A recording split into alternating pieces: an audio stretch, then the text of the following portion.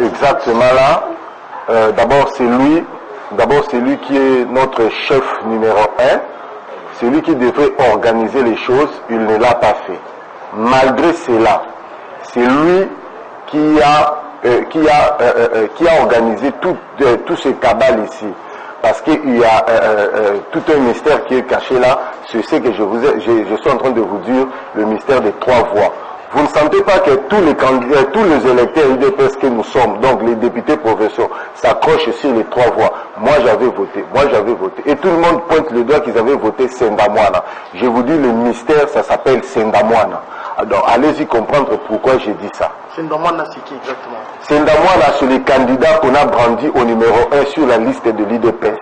En vrai dire, il n'est pas membre de l'UDPS.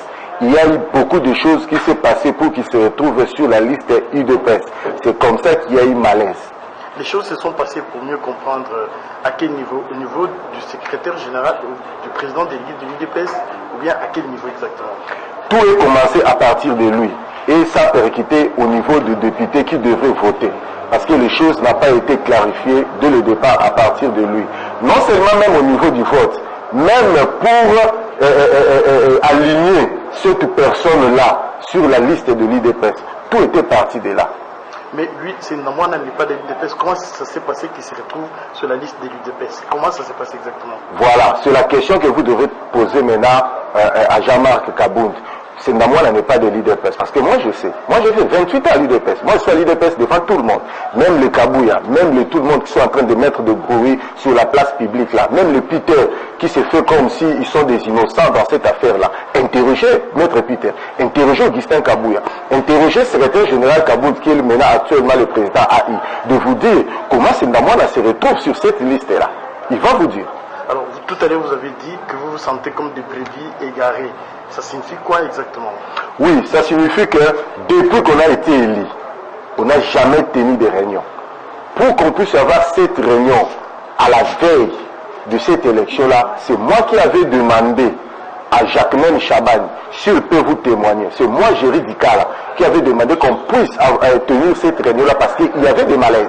Il y avait effectivement des malaises. J'avais tenté plusieurs fois pour voir même le président Félix, pour lui présenter nos malaises. Il y avait vraiment des malaises au sein de notre parti, à travers la personne de Jean-Marc Kabound. Pourquoi il ne vient pas à la permanence? Pourquoi il a changé les bureaux? Quel est le mystère caché avec la liste de jeunes qu'il a amenés à la présidence? Aujourd'hui, tous les jeunes de l'UDPS ne se retrouvent pas sur la liste de nomination auprès du président. Est-ce que les gens s'interrogent? Aujourd'hui, les jeunes de l'UDPS sont sortis dans la rue. Qui a poussé les jeunes de l'UDPS de sortir dans la rue? Ça s'appelle Jean-Marc Kabound. Les images sont là. Pourquoi il a fait cela? C'est pour brouiller les cartes. Or, si réellement les candidats et les députés de l'UDPS étaient des fautifs, il y a une commission de discipline. On aurait dû nous interpeller et chacun allait se justifier à travers la commission de discipline. Et la sanction serait donnée à chacun. Pose la question à Dr Eteni. Pose la question à l'Assemblée à travers cette réunion qu'on avait eue. Quelle était la réaction de Géry? Quel était le message de Géry devant tout le monde? Moi, j'avais déjà bien dit. Et pendant tout ce temps, que fait votre autorité morale? L'autorité morale fait quoi par rapport à cette crise qui est au sein de votre parti? En tout cas, au moment où je parle, moi, je ne peux pas commencer à demander à notre autorité morale qui fait, parce qu'au moment où nous parlons, il a la charge de la République. Quand il avait fait confiance à charger M. Jean-Marc Kabound comme étant président AI, il n'était pas bête. Il avait confiance à Jean-Marc. Et maintenant qu'il y a la crise, qu'est-ce que vous lui demandez? De demander à qui? À notre autorité morale. Oui. Moi, je crois qu'il doit impérativement comprendre que le mal est profond. Et le mal, ça s'appelle Jean-Marc Kabound. Là, c'était déjà quelque chose qui a donné déjà les signaux de fait.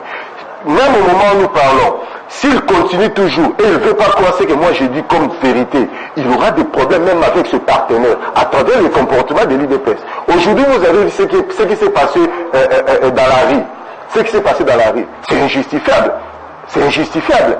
Joseph Kabila, et la question qui se pose aujourd'hui, vous qui observez de très près la situation en République démocratique du Congo, c'est comment jugez-vous les premières tensions qui apparaissent entre le clan Kabila et le clan du président Félix Tshisekedi? Mais c'était inévitable. Félix Tshisekedi a signé un accord secret avec M. Kabila. Maintenant, Félix Tshisekedi, comme dans ses habitudes, ne respecte pas les accords.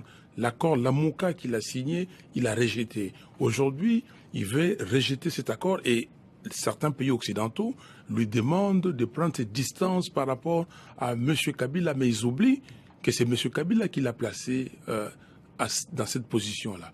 Et je trouve que c'est assez trop demandé à quelqu'un qui n'a pas de ressources, qui n'a absolument rien, qui n'a pas une stratégie, qui est mis là-bas comme une marionnette et lui demander de se désolidariser de la personne qui l'a placé. Est-ce que vous envisagez, vous, un rapprochement avec Félix Tshisekedi? Je n'envisage aucune compromission. J'envisage plutôt une solution qui satisfasse le peuple congolais, c'est-à-dire la vérité des urnes. Oui, si on appelle Lamouka pour qu'on se mette autour d'une table, pour trouver une solution favorable au peuple, oui, j'irai avec les membres de la Mouka, mais si c'est pour venir donner des béquilles ou aller donner des béquilles à M. Kabila ou à M. Tshisekedi, disons à M. Tshisekedi, parce que malmené par M. Kabila, non, il a cherché, il va trouver.